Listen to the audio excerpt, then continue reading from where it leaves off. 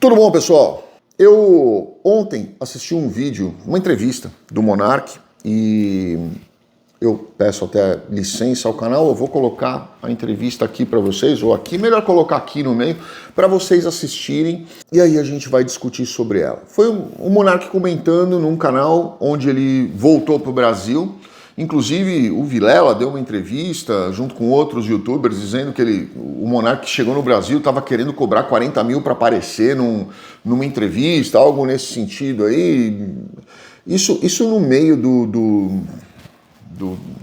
de pessoas que têm podcast, isso não é tão comum, tá? Não é legal você pedir valor para aparecer numa entrevista. Ou você vai pela sua relevância ou você não vai, né? Então, enfim. Mas eles comentaram lá, não tem nada a ver com isso.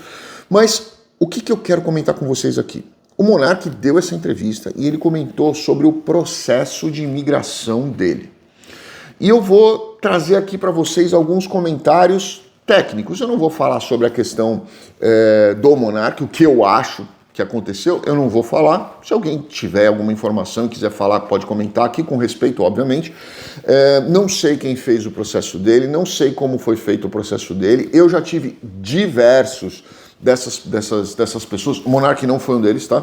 Mas diversas dessas pessoas que saíram do Brasil aí, tô saindo do Alexandre de Moraes, eu tô fugindo disso, aquilo, tal, eu tô sumindo fora, eu quero fazer meu processo com você, mas eu vou fazer permuta. Olha, eu tenho um monte de conta para pagar, tá? E não dá para eu dizer, olha, sou amigo do José, do Manuel, do Joãozinho, de quem quer que seja para pagar minhas contas. Eu não costumo fazer isso, tá? Às vezes, a gente faz algum tipo de dar um desconto ou alguma coisa nesse sentido, porque a gente sabe que aparecer fazendo visto de determinadas pessoas é bacana, né? Então, alguma coisa a gente faz, mas fazer permuta do visto inteiro para, não, porque eu não faço. A gente não faz isso, tá? Nós somos profissionais, assim como ele é um profissional também, e eu não estou falando do Monark, ele não foi nosso cliente, mas assim como as pessoas são profissionais, nós também somos. Vamos separar uma coisa da outra, né? Isso aqui é o que a gente faz dentro do escritório. Mas vamos lá, vamos ver o vídeo dele, depois a gente comenta. Cadê o nome dele, cara? Tá de sacanagem que eu não vou achar o nome dele. Easy Nobre, conhece esse? Conheço, ele é das antigas. Ele fez um vídeo, né, falando sobre a possibilidade, a possível motivo, razão, né, possível motivo, pelo teu retorno. E é um vídeo, inclusive, que tá com bastante visualizações e tal. Não, a teoria é o seguinte, que você falou que voltou porque você se recusou a fazer, pra pedir o visto definitivo. Você tinha que tomar a vacina. E aí ele falou, cara, não tem isso no pedido de habilidades especiais, geralmente. Como é que... Tem sim, na real. Bom. Não sei de onde que ele tirou isso que não tem. Por isso que eu queria saber. O que aconteceu de verdade pra você sair de lá e voltar? Bom, eu fui pra lá, eu fiz o EB1, né, que é essa aí que você mencionou, e pediram as vacinas, sim, e eu me recusei a tomar as vacinas. Mas as vacinas é a vacina do Covid ou tem mais vacina que era pediram? Um monte de vacina que tinha que tomar. A maioria você tomou, não tomou na infância? Ou não? Sei lá, devo ter tomado uma ou outra, eu não sei. Eu tenho uma, isso aí uma cicatriz. Que todo mundo tem, todo mundo tem. Quer dizer, todo mundo. Tu não tem, né? Eu tenho, mas eu sou peludo, eu não sei onde tá. Não, eu tenho. Não, foi aqui. Eu não sei onde tá não, mas eu tenho. Todo mundo tomou essa porra. Não é todo mundo querendo pesquisar aqui pra ver se eu tomo. Bom, pessoal, primeira coisa que eu quero falar para vocês, e eu falo isso já aqui há bastante tempo, tá? Estados Unidos não é para qualquer um. As pessoas, elas acham que mudar de país vai viver exatamente o mesmo conforto, com as mesmas situações, com as mesmas limitações, mas sem os problemas que ela tem no Brasil. E aí elas mudam de país e elas percebem que não é bem assim. Né? Mudar de país vai cobrar de você sempre um preço muito alto, seja emocional, seja financeiro, seja familiar, seja de desconforto, seja de idioma, de qualquer coisa. Vai sempre ter um preço a ser pago, isso as pessoas precisam entender.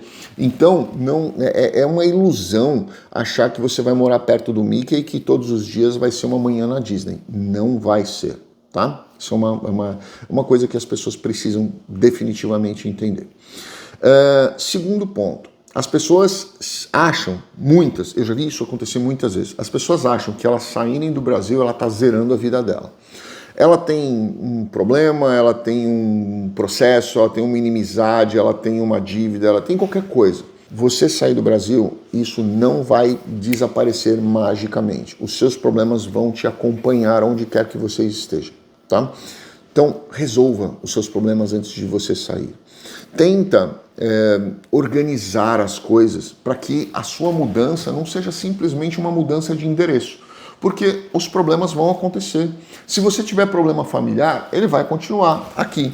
Se você tiver um problema com um cliente, ele vai continuar. Se você tiver um problema com um fornecedor, ele vai continuar. Se você tiver um processo, ele vai continuar. Não crie essa ideia de que eu vou fugir do Xandão, então nunca mais eu vou ter algum tipo de perseguição. Vai continuar, porém com alguns desconfortos de você estar fora do país. Então lembrem disso, tá? É muito importante. Agora vamos falar sobre o processo do Monark. Eu vou explicar para vocês aqui como o que o Monark falou é uma grande besteira. Tá? Não sei quem fez o processo dele, com todo respeito com quem tenha feito, eu não concordo com o que ele falou. Não quer dizer que o advogado dele, se é que foi feito por um advogado, não quer dizer que o advogado dele deu a informação errada para ele, quer dizer que ele pode ter entendido a informação errada. Mas eu vou explicar aqui para vocês como o que ele falou não faz o menor sentido. Quando ele falou que ele aplicou um EB1, na minha opinião, para o Monark, não cabe, tá? Não cabe. Não cabe. Ponto final. Ponto. Vamos encerrar esse assunto aqui. Não cabe EB1 para Monark. Ponto. Tá? Qual é a grande relevância do Monark na vida dele? Putz, na minha opinião, nenhuma. Ele abriu um podcast em sociedade com uma outra pessoa, essa outra pessoa ficou com o podcast, ou seja, ele era o que podia ser excluído. O fundamental era o outro. Né? Então, que era o Igor. Então, na minha opinião, é assim, isso num processo já ia pegar muito mal. O que ele fez? Ele fez um canal que foi maravilhoso. Não cabe um EB1. Na minha opinião, até onde eu conheço da vida dele. Não é processo para EB1. Ponto. Tá? Mas ele disse que ele protocolou um EB1. Aí ele disse que foi tudo certo no processo e que deu problema só na questão das vacinas. Isso para mim também não faz o menor sentido. Vamos lá, vou explicar para vocês. O que acontece? Vamos imaginar, você está construindo uma casa. Isso aqui é o pilar principal da casa, tá? Isso aqui se chama I-140. Em cima do I-140, como ele estava aqui, você precisa pôr uma viga aqui, né? Essa viga se chama 485, que é o ajuste de status. Muita gente fala assim, mas o 485 é o combo card. Não é, o 485 é a viga que segura os outros pilares aqui em cima que vão te dar o combo card, que é o 765 e o 131, tá? Que é a autorização de trabalho e o Advanced Parole. Esses dois aqui em cima é que vão te dar o combo card, aquele cartãozinho cor-de-rosa que as pessoas recebem, que é autorização de trabalho, às vezes vem com autorização de viagem ali, às vezes vem num outro papel separado à parte, mas aquilo ali é o combo card, tá? Se você tem este processo aprovado, você pode ter o 485 negado por descumprimento de alguma das situações ali. Uma delas é realmente a questão da vacina. Mas a vacina é algo que você ou o seu advogado tem como fazer um questionamento e uma defesa por algumas razões de exceção que são previstas em lei. Como, por exemplo, eu não quero entrar muito a fundo disso aqui, porque senão eu preciso dar uma aula. E eu não quero que as pessoas comecem a tentar fazer besteira sozinho, porque depois elas vão falar assim, não, mas foi o Daniel que falou. Eu vou explicar de forma genérica. Se você tem alguma dúvida, converse com o seu advogado, tá? Existem algumas exceções, sejam elas de fundo de saúde. Vamos dizer que você não pode tomar uma determinada vacina, porque aquela vacina vai te trazer uma consequência, uma reação, uma alergia que pode te matar. Isso pode ser arguido no processo, desde que documentado, né? Ou que você tem uma fé religiosa constitucionalmente protegida dentro dos Estados Unidos, na maioria dos países, não vou dizer todos, mas na maioria dos países, onde você não possa tomar aquilo por causa da sua fé religiosa, né? Como é que faz então? Você tem que tomar aquela vacina de qualquer jeito? Né? Ou porque você tem alguma outra situação que pode lhe gerar um prejuízo ainda muito maior. Então isso justificado pode ser arguido dentro da lei para que possa ser questionado dentro de um processo. O seu advogado vai te orientar, tá? Não vá tentar criar esse tipo de situação sozinho, porque possivelmente vai vir uma negativa. Aí ele disse que o processo dele só foi barrado por causa disso e por isso ele resolveu voltar para o Brasil. Aí eu também já não concordo com ele, porque aí eu pergunto para ele, poxa, primeiro, eu acho que um visto EB1 não cabe para o monarca, ponto. Na minha opinião, não cabe. Se ele viesse falar comigo, eu quero fazer um EB1, eu falo, olha, fica à vontade, vai falar com outro profissional. Eu não enxergo um EB1 para você, eu não vou protocolar um EB1 para você. Mas, se ele enxerga um EB1 para ele e ele realmente queria ficar dentro dos Estados Unidos e ele estava tranquilo dentro dos Estados Unidos, como ele disse, que ele estava super em paz, feliz e tal dentro dos Estados Unidos, porque ele estava longe da ditadura do Brasil, do Alexandre de Moraes e todos mais, ele criticou diversas pessoas ali, mas ele podia ter aplicado um visto A1, porque são basicamente os mesmos requisitos de um visto EB1. E ele podia ter feito um visto A1 e ficaria dentro dos Estados Unidos legalmente, sem fazer o exame, que é o que ele está dizendo que foi a única razão pela qual ele foi embora do país. Percebe como não está fazendo muito sentido essa história que ele contou lá enfim. As pessoas simplesmente não se adaptam. Não quer dizer que a coisa... Eu não quero julgar a história do Monark, porque assim, a minha história não, a minha opinião sobre o Monark, ela já vem de muito tempo atrás, né? Todo mundo já deu opinião sobre ele e ele continua falando as coisas dele, mesmo sem... parece que ele não aprendeu com as lições que a vida tentou dar para ele. E ele continua dando justificativas por coisas que não fazem o menor sentido, né? Uma coisa que pode ter negado o visto dele, não sei, não tive contato, não tenho a menor ideia, estou guessing, tá? Posso estar simplesmente divagando.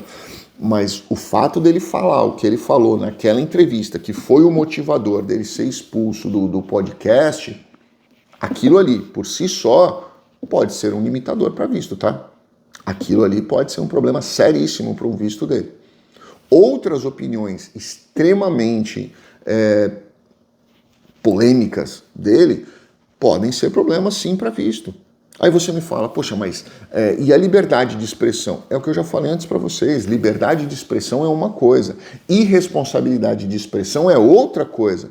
Você fazer apologia à droga, você fazer apologia à separação, eu não quero usar a palavra aqui, mas aquilo que ele falou lá no podcast dele, né? Você fazer algum tipo de instigação, principalmente de pessoas que não estão muito legal da cabeça, isso pode ser um grande problema, sim, para uma concessão de visto, tá? Não estou dizendo que foi esse caso, mas dentro da história que ele contou, o que ele falou para mim não faz o menor sentido.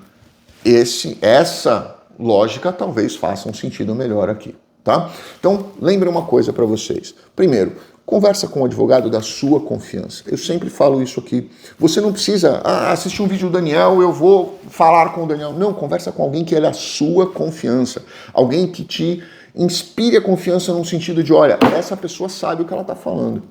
Essa pessoa é que você precisa conversar. Não é o mais simpático do YouTube, não é a melhor produção do YouTube, não é a melhor iluminação, melhor pirotecnia, porque todo estelionatário sabe fazer pirotecnia, todo estelionatário. Ele sabe criar a luz certinha, ele sabe criar o ambiente certinho, ele sabe falar bonito, e aí você vai falar, meu Deus, esse cara tem um roteiro. Eu não faço roteiro, não tenho nada escrito, nada. A única coisa que eu leio escrito são os vídeos dos haters. É a única coisa, para eu saber o que os caras falaram.